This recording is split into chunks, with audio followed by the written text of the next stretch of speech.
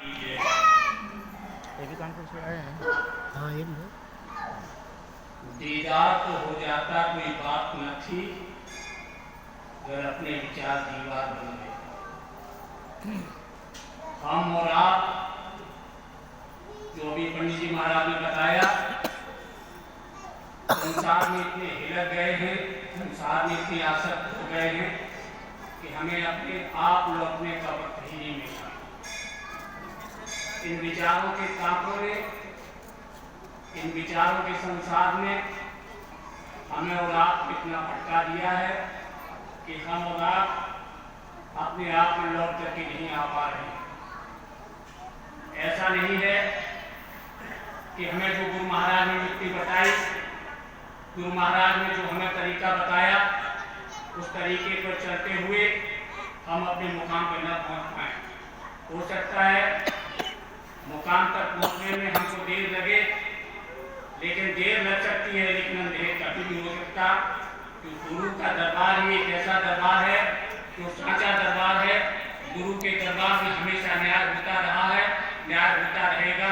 गुरु का ही अनंत अनंत का दरबार है। इस दरबार के अलावा सारे के सारे दरबार चलते हैं।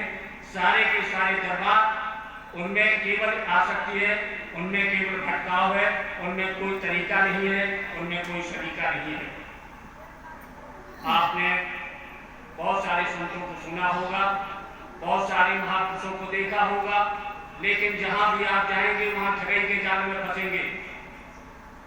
स्वामी विवेकानंद ने कहा था कि हम अगर अपने रास्ते पर चल रहे हैं तो सिर्फ हम 4 कदम की 4 फुट की दूरी को देखें। 8 फुट की दूरी को देखने की कोई आवश्यकता नहीं है, क्योंकि जब हम 4 फुट की दूरी को देखेंगे तो 4 फुट का रास्ता हमें दिखाई देगा, और जब 4 फुट से आगे बढ़ेंगे तो फिर हमें हमारी ऊर्जा मेरे पास में आ जाएगी। होता क्या है कि हम दूर तक का रास्ता देखने लगते हैं। होता यह है कि हम पूरी दुनिया देखने लगते हैं, और वो पूरी की पूरी दुनिया मेरे ऊपर आच्छादित हो जाती है, जिसकी वजह से हम और आप भटक जाते हैं। जब हम अपनी इच्छाओं का अंत कर देंगे, उसी दिन से हमको सुकून मिलना शुरू हो जाएगा। और सुकून हमको सिर्फ इसलिए नहीं मिलता है कि हमने अपनी इच्छाओं को इतना आसक्त बना रखा है, हम अपनी इच्छाओं को इतना भटक गए हैं, हमने अपने आप को इतना विस्तृत कर लिया है, जबकि हमें अपने आप को लौट करके गुरु द्वारा बताई हुई युक्ति में रखना चाहिए था।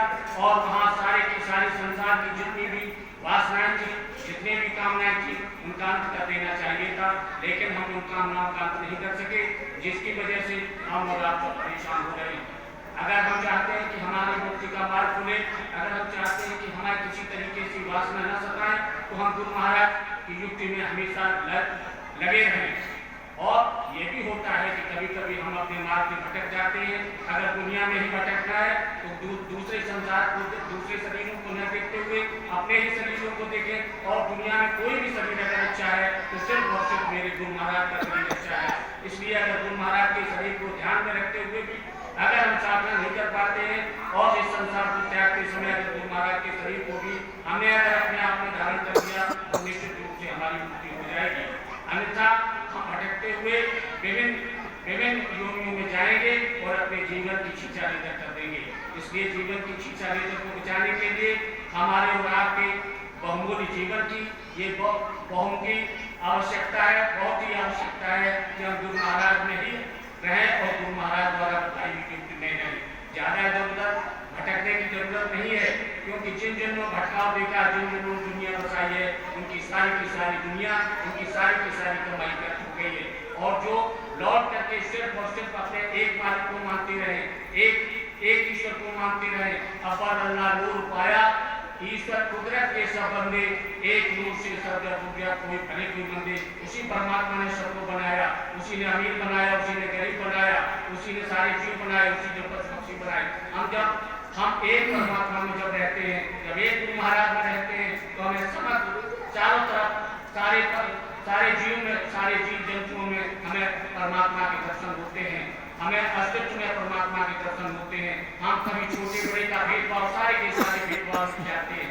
जब सारी की सारी धारणाएं मिट जाती हैं, जब सारी की सारी भेद नहीं चाहते हैं, अभेदी का देह होता है, इसलिए हम जब भी करें तो भेद को मिटाने के लिए अभेदी का ध्यान करें, क्योंकि हमें जो भी ज्ञान दिया गया वो अभेद का ध्यान दिया गया है। हमें एक का ध्यान दिया गया, अनेकों में न जाते हुए एक का ध्यान करें और एक के ध्यान को करते हुए हम अपने गुरु महाराज में हमेशा के लिए रहें, क्योंकि गुरु महाराज मेरे इतने सशक्त हैं कि वो किसी के प्रति हम और आपको हो सकता है कि बहुत सारी कमियों के शिकार हैं, कमियां हमारे और आपके बीच में भरी पड़ी हैं।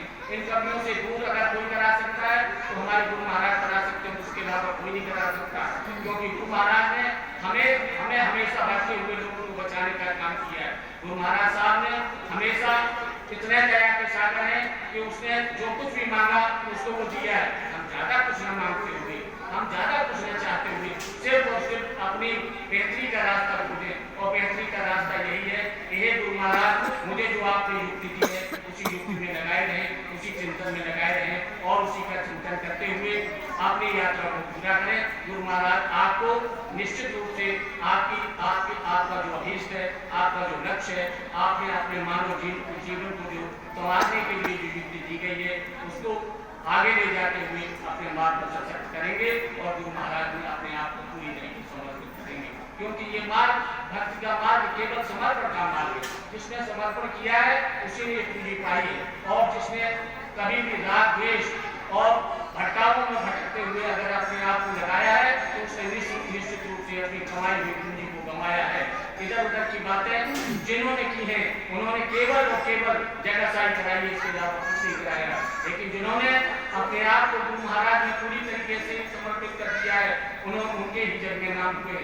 चाहे किसी को देख लीजिए, एक से एक छोटे, एक से एक बड़े, जो भी साधक चले, अगर बड़े बड़े पंडित, बड़े बड़े ऋषि, बड़े बड़े तपस्वी जब काशी के अंदर मीरा के सामने जाकर के मीरा के सामने बोले, रविदास जैसे के सामने मीरा कोई ऐसी थोड़ी चुप गई थी। मीरा बहुत बड़ी स्वामी नहीं थी, मीरा बहुत बड़ी भक्त नहीं थी, तभी तो जाकर के राजा जैसे सबके सामने उसने अपने आप को जाना था। ये रानी महारानी इन हथकड़ियों के सामने अपने चरण जाकर अपने चरण छू सकती है, लेकिन रविदास के अंदर उन्होंने पूरे परमात्मा को देखा होगा।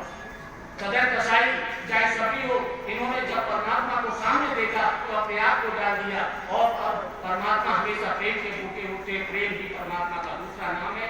इसलिए पूरे त्याग के साथ में, पूरे समर्पण के साथ में, पूरे विश्वास के साथ में हम अपने आप को गुरु महाराज में समर्पित करें और गुरु महाराज के बताए हुए मार्ग पर अपनाएं। निश्चित रूप से गुरु महाराज हमारा भला करेंगे, क्योंकि गुरु महाराज की आज्ञा सागर है। हम और आप चाहे जितने गुनाह करें वो गुनाहों से निकालते हुए हमें और आपको भक्ति के मार्ग में लगा लेंगे।